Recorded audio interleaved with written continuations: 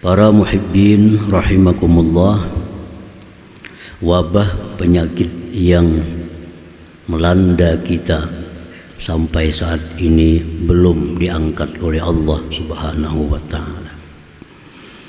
Dan itu dibuktikan dengan bertambahnya orang yang tertular virus corona setiap harinya. Dalam hal ini agama kita sudah memberikan petunjuk, memberikan kita arahan dalam menghadapi wabah penyakit seperti ini. Nah, petunjuk agama dalam menghadapi wabah penyakit seperti virus corona atau wabah lainnya, ada dua hal yang mesti dilakukan oleh kita. Yang pertama disebut dengan ikhtiar zahir, dan yang kedua ikhtiar batin. Ikhtiar zahir mentaati apa yang dianjurkan oleh yang ahli dalam hal ini, tentu para ahli kesehatan. Itu ikhtiar zahir.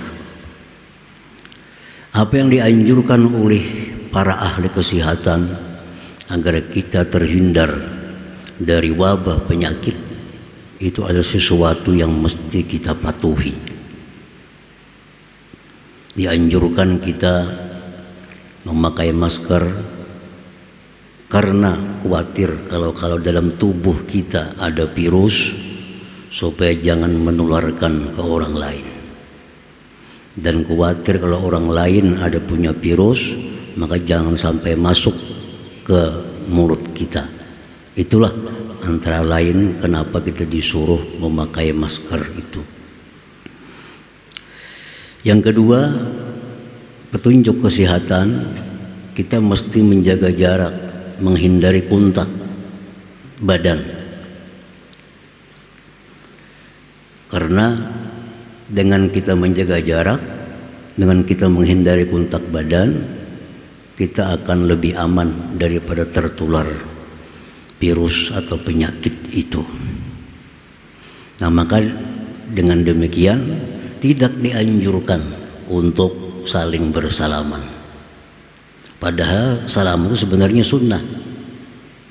Dua orang muslim bertemu bersalam-salaman, gugur dosa-dosanya. Tetapi dalam kaidah hukum yang lain disebutkan dar'ul mafasid muqaddam ala jalbil masalih. Artinya menjauhi bahaya itu lebih utama dari mencari pahala.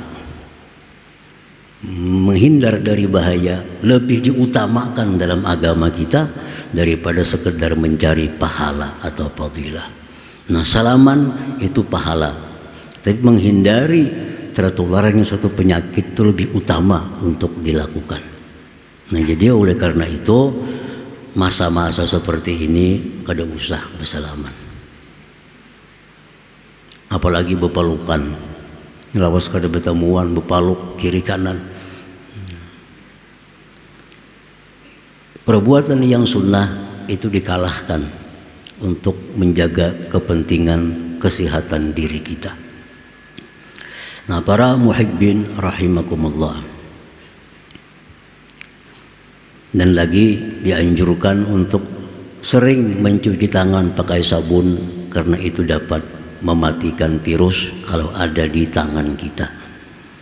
Nah, itu ikhtiar zahir yang mesti dilakukan, dan ikhtiar ini dilakukan bukan tanpa nilai, tetap diberi pahala oleh Allah Subhanahu wa ta'ala, karena tujuan kita ada menjaga anugerah kesehatan yang diberikan Allah kepada kita.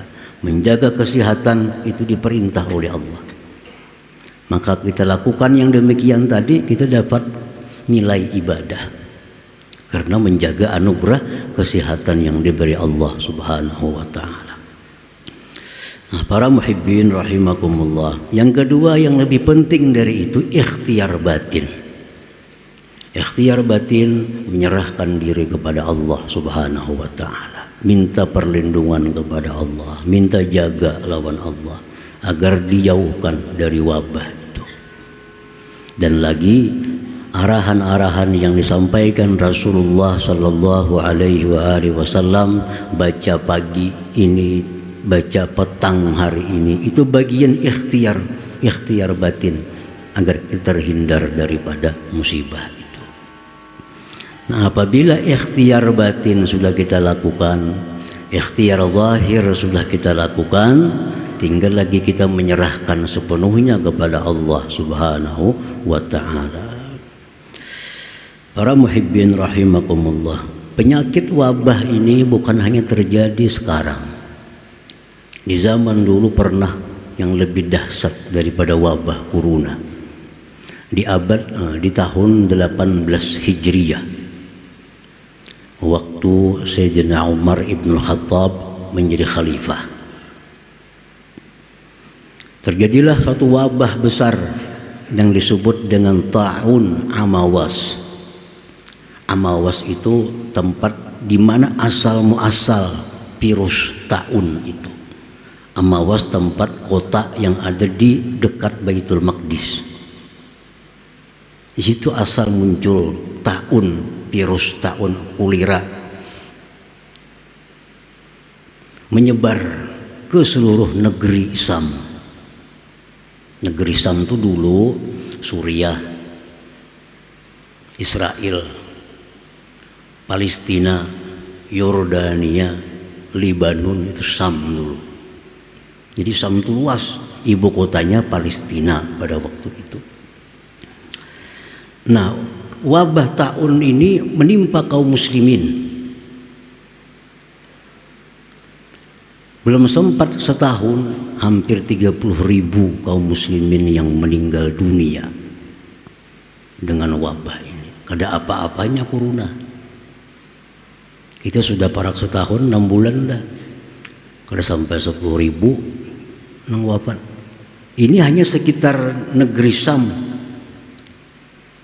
Hampir 30.000 kaum muslimin yang wafat karena wabah penyakit ta'un tadi. Dan kada tanggung-tanggung yang kena penyakit itu antara lain gubernur Sam yang bernama Abu Ubaidah ibnul Jarrah. Beliau kena dan wafat. Abu Ubaidah ibnul Jarrah ini termasuk 10 sahabat yang dijamin Rasulullah sallallahu alaihi wasallam masuk surga. Wafat karena tertular virus ta'un.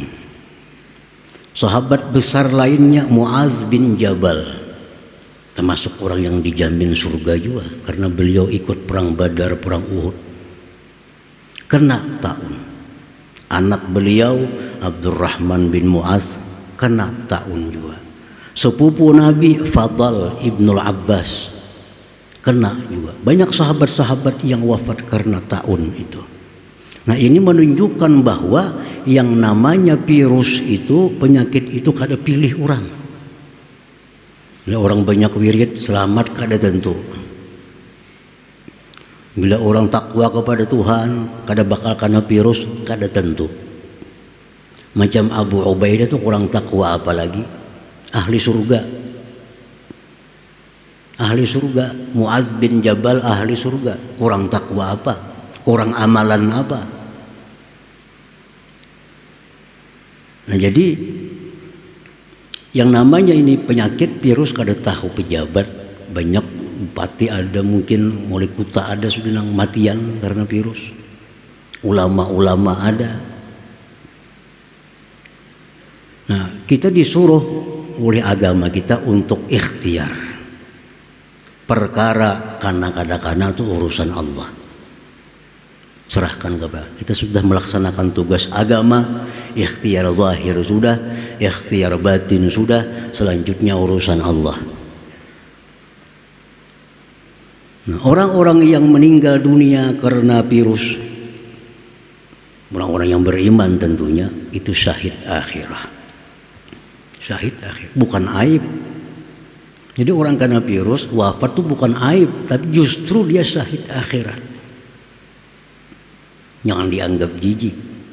Orang meninggal dunia karena virus, karena wabah, itu adalah syahid akhirat. Beruntung dia. Yang namanya wabah ini, ujar Nabi kita, rahmat bagi orang yang beriman, azab bagi orang-orang yang kafir.